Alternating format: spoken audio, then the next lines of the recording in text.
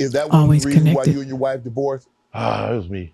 It was you? I was just young and dumb. Whatever she say, how she feel, but as a man, it's always gonna be me.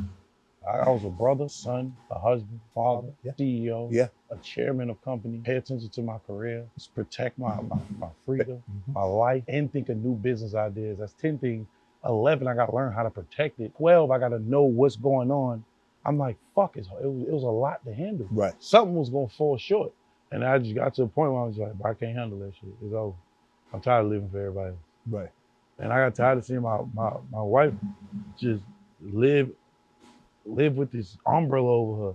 You know what I'm saying? I'm Right. like, yo, be free, my nigga. Like, I love you to die. Like whatever you go through in life, I'm still gonna help. I'm dear. It's nothing like that's my dog. Right. You know what I'm saying? One of my best friends. Like, so it gets to a point where you're like, damn, yo, you chew too much. I ain't fail at nothing. It was just a lot. I just wanted to help everybody.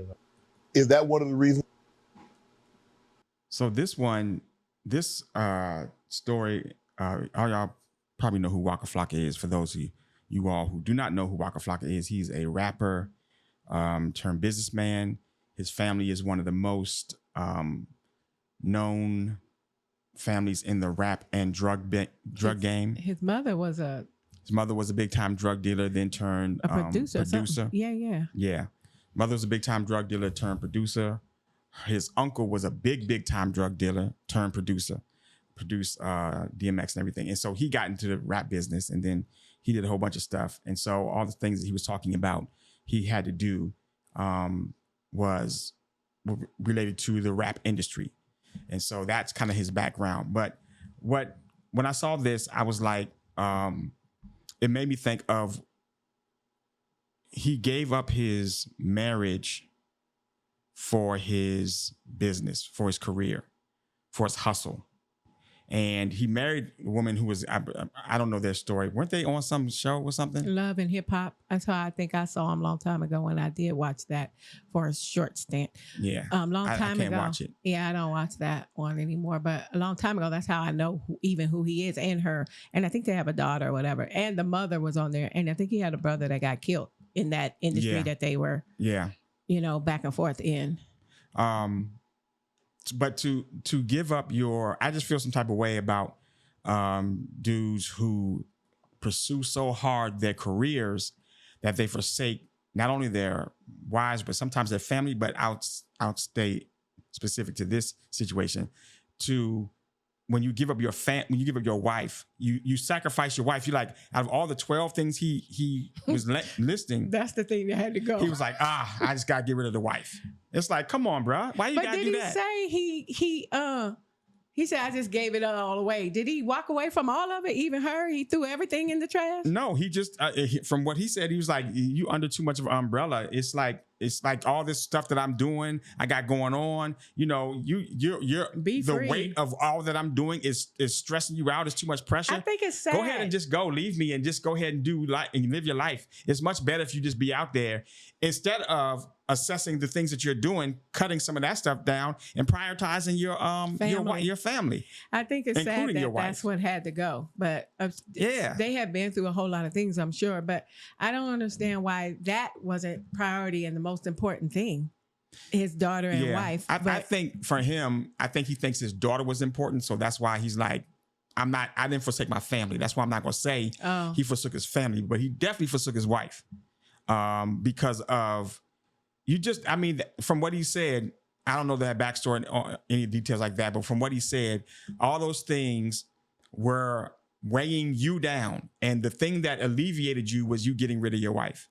That to me is I think shameful. Did he, I don't know, if she got tired and was like, oh, I'm done. And then he was like, yeah, be free, go. Because she might have sound like she should have been tired by now, because it sounds like they've been through a lot. You would have been tired by now. Oh Lord. Yeah. Yeah. I think for when I was thinking about how and this actually relates to the first story that we talked about. Well, the second story we talked about with Robert Johnson and Deborah Lee. Mm-hmm.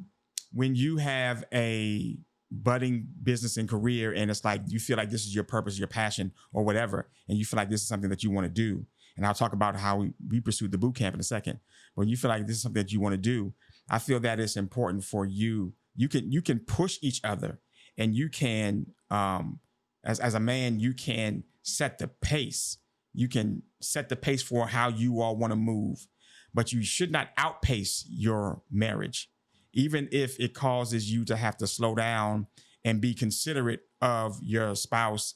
Even if you feel like this is what I'm supposed to do, this is where I got to go hard. I got the money. I got to get that money. The time is now. I got to pursue. And, I'm young. You got bills to pay.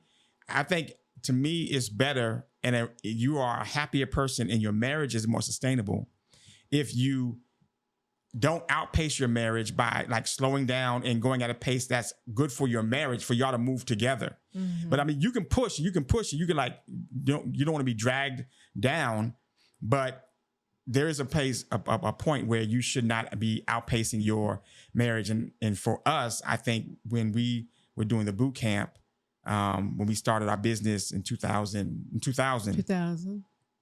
I wanted to go at a certain pace. I wanted to do this. I wanted to meet with clients. I wanted to hustle and do all these things. Mm-mm. And you were like shaking your head like that. I need to mull over all what you're saying right now. Because I make decisions much quicker than you. Yes, I need to find out what the decision is, and then I need to think about it and mull over it for a good while. And so I think finding the balance for us was, okay, how long do I let you mull over it? Yeah. And how fast, how slow do I need to go to allow you to mull?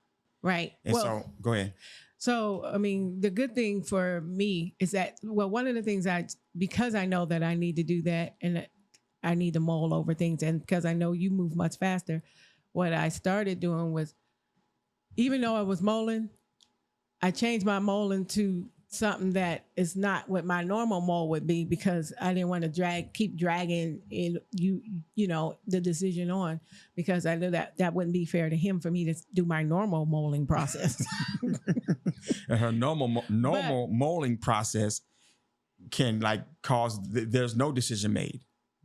It's more comfortable. Yeah. But help. Plus, I'll say to your, I guess, defense, not that I'm trying to defend you or you need a defense, the things that I was doing were things that I felt were a part of who we were and the things that we were supposed to be doing, like that God really put on my heart as a man, as the head of the family, for us to do.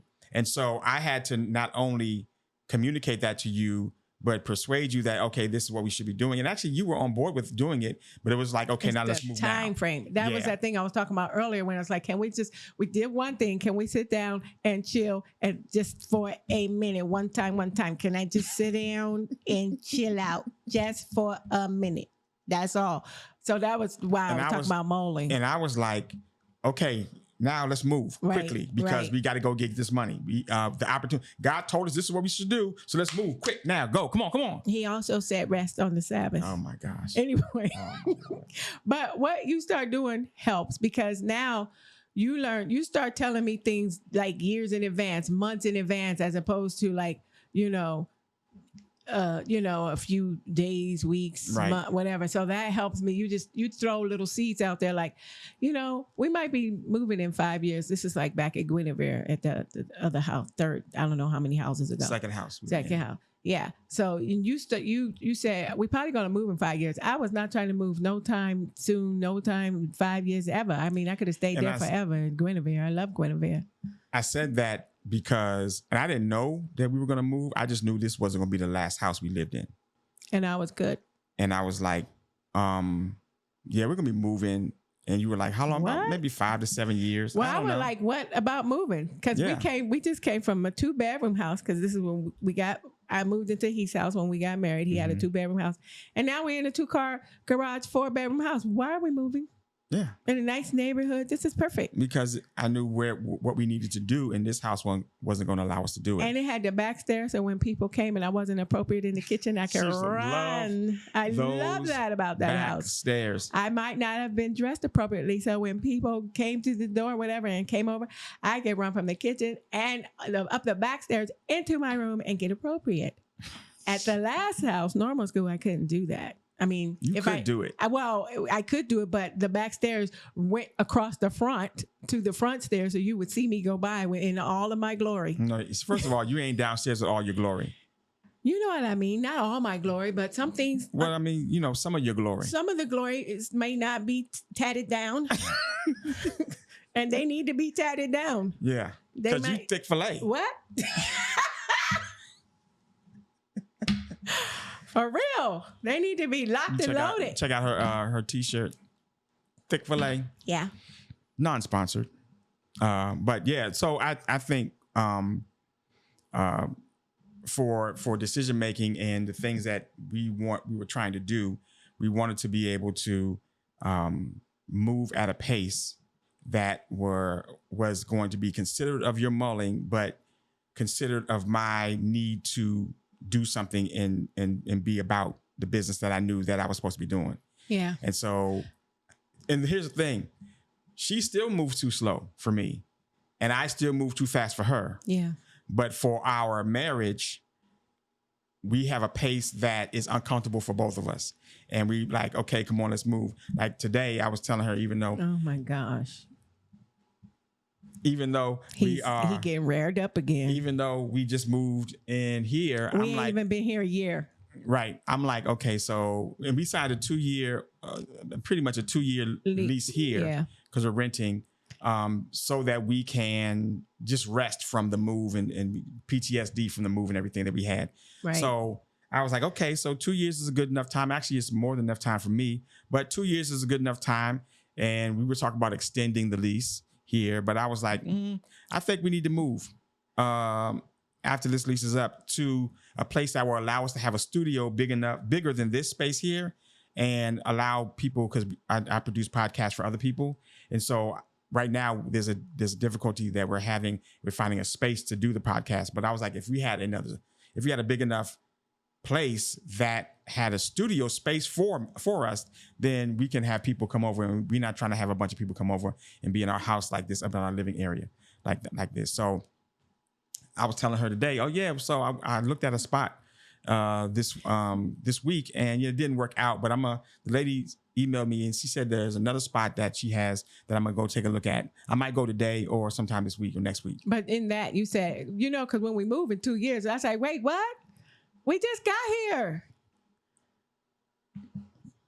Yes, we did just get here. And then we talked about staying here for a year. little while. We did past say- the lease, maybe at least, a year or two after. We did talk about that. Because I didn't know it was a year or two after. that's what was in my mind. All I know is I was, after going through what we just went through to move and downsize, Right. and all this PTSD that we have about moving, I don't feel like I'm gonna be ready to do some more of that in 2 years. Right. That is true. That's I how do I'm believe feeling that. right now. So every time you say, when we move in 2 years, can we just chill out for a minute? So Those are my breaks. I got it. Okay, sorry. So the reason why we had that conversation, and that was the conversation we had then. Now I'm seeing that there's a need for us to have a space for us to do studios and have people come over to have a studio and have people come over so we can record podcasts in that space. So it's either we find a studio, like a legit studio that we rent, that's going to cost a lot of money, or we move into a space that has a studio space for us to create a studio that we do not have to buy or rent another studio, and we can stay there and for as long as we feel like it, which I don't know how long that's going to be. Well, I mean, we were looking for a place like that to scale down, but it be what we were looking for to include the studio, but we just couldn't find it, which is why we not buying right now. We're just chilling out renting. So. Right. So the time frame that I was thinking was like, okay, we'll stay here a little longer, but I find myself looking for a place for us to build a studio so that we can not only do this podcast, but do the other podcasts that I'm involved in. Oh, so I better start my bowling now. And see, this is what I do. I drop little nuggets. He keeps saying well it. in advance. And I'm back. Well in advance, so that as I'm moving toward this goal, I'm skating backwards. this is not like a shock. She's still like, yeah. I am. Yep, I am. Because like- all I can think So about like is a what highway. we did. Yeah. All I can think about is what we did 6 months ago. And we still scaling down. Right. So I do think we need to scale down some more though. I know, but in things, but in places, I mean, because we just left a big place, but Yeah. we're scaling down. Yeah. But now you're saying we need a little bit bigger than this. But this was like a respite for Yeah. us. We needed this. But we needed something a little bit more bigger to include the Studio. studio area, Yeah. which is what we were looking for, but time frame we just couldn't find, and we just said And chill even out. I don't even mind this area. We can still stay in this area. It's just I a like matter this area. of getting a space that is appropriate for Mm-hmm. that. So those are our topics for today for the Heath and Bernie Show. Thank you all for tuning in. Thank you all for watching. Do all the YouTube things, like, subscribe. And also, if you see a clip of this on Instagram or Facebook, please go back and watch the original video, because I put those out there so that you can see kind of what our content is like and what we talk about. And hopefully that drives you back to the main YouTube page. But when Instagram and Facebook see that you're leaving their platforms and going to YouTube, they're like, no one will see your content at all, because that's what's happening. They are so tricky. So, if you could go check us out, and when you see these clips posted, please go back into YouTube and go to my page, Heath Wiggins, and check out the whole video if you have time. And subscribe. You already said that, didn't you? Yeah, like, subscribe, do all the things. Yeah, all the things. Okay, bye. Bye.